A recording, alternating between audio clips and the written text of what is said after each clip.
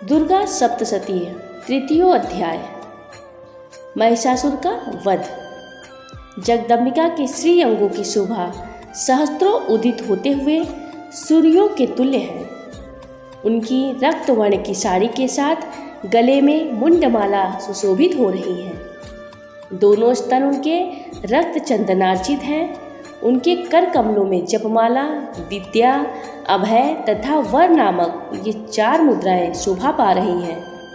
उनके मुख कमल त्रिनेत्रों से युक्त होकर शोभायमान हो रहे हैं। मस्तक पर रत्न जड़ित मुकुट के साथ ही चंद्रमा भी विराजमान है।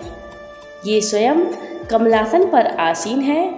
ऐसी देवी को मैं भक्ति युक्त चित्त से नमस्कार करती हूँ। ऋषि ने कहा, इस प्रकार दानवी सेना का संहार होते देखकर सेनापति चिंछुर क्रोधित होकर अंबिका देवी से युद्ध करने के लिए उनके सम्मुख आया। सुमेरु पर्वत के शिखर पर होने वाली मेघों की वर्षा की भांति वह दानव देवी पर अपने वारों की वर्षा करने लगा। तत्पश्चात देवी ने अपने वारों से उनके बाण समूहों को अनायास ही नष्ट करके उसके सारथी और रथ के घोड़ों को मार डाला। इसके साथ ही उसके धनुष तथा ध्वजा को भी काट कर फेंक दिया। धनुष के कट जाने पर उनके समस्त अंगों को अपने बाणों से छेद डाला।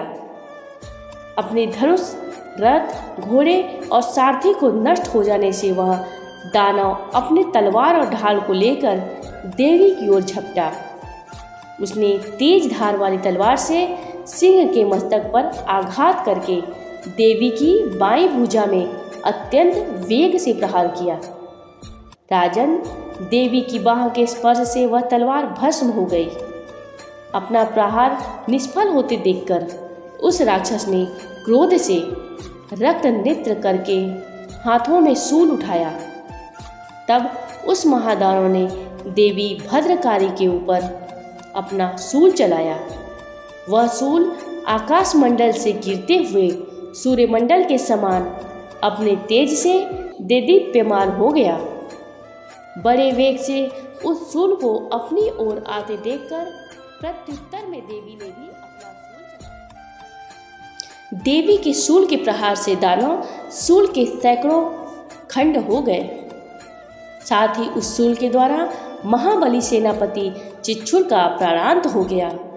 महिषासुर के महावीर सेनानायक चिच्छुर के वधोपरांत देवताओं का पीड़क चामर राक्षस हाथी पर सवार होकर लड़ने के लिए आया।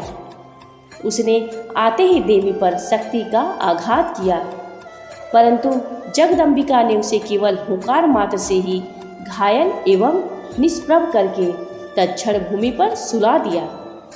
अपनी खंडित शक्ति को देखकर चामर परम कुपित हुआ। क्रोध में भरकर उसने शूल का वार किया, परंतु देवी ने उस शूल को अपने बाणों द्वारा काट गिराया। इतने में अवसर पाकर देवी का सिंह हाथी के मस्तक पर उछल पड़ा और दानव के साथ बाहुयुद्ध करने में उद्यत हुआ।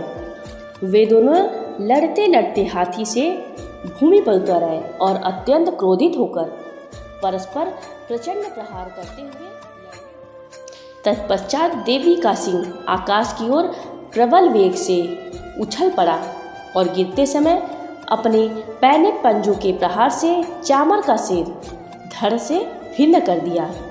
इसी प्रकार उदग्र दैत्य पत्थरों और वृक्षों की चोट खाकर रणस्थल में देवी के हाथों मारा गया और कराल राक्षस भी दांतों, घूंसों एवं थप्पड़ों की मार से भूमि पर गिर पड़ा। गदा के प्रहार से देवी ने उद्धत नामक राक्षस को चकनाचूर कर दिया। भिंदीपाल से वास्कल एवं बाणों से ताम्र तथा अंधक को यमराज के घर भेज दिया। त्रिनयना परमेश्वरी ने अपने त्रिशूल से उग्रास्य, उग्रवीर्य तथा महाहनु नामक दानव को मार गिराया। विडाल दैत्य के मस्तक को तलवार के आघात से मुंडहीन कर दिया। दुर्धर और दुर्मुख नामक दोनों राक्षस को अपने बाणों से बींध कर यमाला में। इस प्रकार अपनी सेना का क्षय होते देखकर महिषासुर ने भैंसे का रूप बनाकर देवी के गढ़ों को त्रस्त करना प्रारंभ किया। वह राक्षस किसी किसी को तुतुन की मार से, किसी किसी पर खुरों की प्रहार से, किसी किसी को पूंछ की चोट से और कुछों को अपने सींगों से विदीर्ण कर दिया। कुछ गढ़ों को प्रबल वेग से, किसी को सिंहनाद के द्वारा, किसी को घुमाकर और कितने को ही अपने निश्वास वायु के झोंके से भूमि पर गिरा दिया। इस प्रकार गढ़ों की सेना को तितर बितर करके वह राक्षस भगवती के सिंह को मारने के लिए वेग से झपट पड़ा। इससे महामाया को अतीव क्रोध उत्पन्न हुआ। उधर महाबलशाली महिषासुर भी क्रुद्ध होकर भूमि पर अपने खुरों से खोदने लगा और अपने सींगों से उठा उठाकर बड़े बड़े पर्वतों को उसके वेग से घुमाने के कारण पृथ्वी अत्यंत क्षुभित होकर फटने सी लगी। उसकी पूंछ से टकराकर सागर पृथ्वी को जलमग्न करने लगा। हिलते हुए सींगों के प्रहार से बादलों के समूह छिन्न भिन्न हो गए। उसके श्वास की प्रबल वायु के कारण उड़ते हुए सैकड़ों पर्वत आकाश से भूमि पर गिरने लगे। उस महादानव को क्रोध की मुद्रा में अपनी ओर उसका लक्ष्य देखकर चंडिका देवी ने भी उसको मारने के लिए उस पर महान क्रोध प्रकट किया। सर्वप्रथम देवी ने अपने पास फेंककर उस महाबली असुर को बांध लिया। अपने को उस महारण स्थल में बंध जाने पर उस राक्षस राज ने अपने ही बनावटी महिष स्वरूप का परित्याग कर दिया। तुरंत ही वह दैत्य मायावी सिंह के रूप में देवी के सामने आ गया। ऐसी स्थिति में जैसे ही अंबिका ने उसका सिर छेदन करना चाहा, वह राक्षस खड्गधारी पुरुष वेग में दिखाई पड़ने लगा। देवी ने तत्काल ही वार वृष्टि करके ढाल और तलवार के सहित उस महिषासुर को वेध दिया। तब वह मायावी राक्षस गजराज के रूप में परिवर्तित हो गया। गजराज के वेश में वह राक्षस अपनी सूंड से देवी के विशाल सिंह को खींचने और गर्जने लगा। खींचने का प्रयास करते ही देवी ने अपनी तलवार से उसकी सूंड काट दी। तदंतर उस महादानव ने पुनः अपने पहले वाले भैंसे के रूप को ग्रहण कर लिया और पहले की ही तरह वह चराचर प्राणियों सहित त्रैलोक्यों को आतंकित करने लगा। तत्पश्चात जगत जननी चंडिका भवानी बारंबार उत्तम मधुपान करते हुए आंखें लाल करके हंसने लगी। वह राक्षस बल और पराक्रम के मद में उन्मत्त की भांति घोर गर्जन करने लगा और अपने सींगों पर उठा उठाकर पर्वतों को देवी पर निक्षेप करने लगा। उस समय उसके चलाए हुए पर्वतों को देवी अपने बाणों से विचूर्ण करते हुए बोली। मधु के मद से बोलते समय उनका मुख लाल हो रहा था और जीवा लड़खड़ा। देवी बोली, ओ मूढ़, मैं जब तक मधुपान करती हूँ तब तक तू खूब मनमानी गरज ले। मेरे हाथ से यही तेरी मृत्यु होने पर शीघ्र ही देवगण भी गर्जन करेंगे। ऋषि ने कहा। ऐसा कहकर देवी उछलकर उस दैत्य पर चढ़ बैठी। अपने पैरों से उसे दबोचकर देवी ने शूल से उसके कंठस्थल में प्रहार किया। दबाव के शिकंजे में जकड़ा होने पर भी महिषासुर अपने मुख से दूसरे रूप में बाहर होने लगा। अभी वह शरीर के अर्ध भाग से ही बाहर निकल सका था कि देवी ने उनके अपने बल से उसे रोक दिया।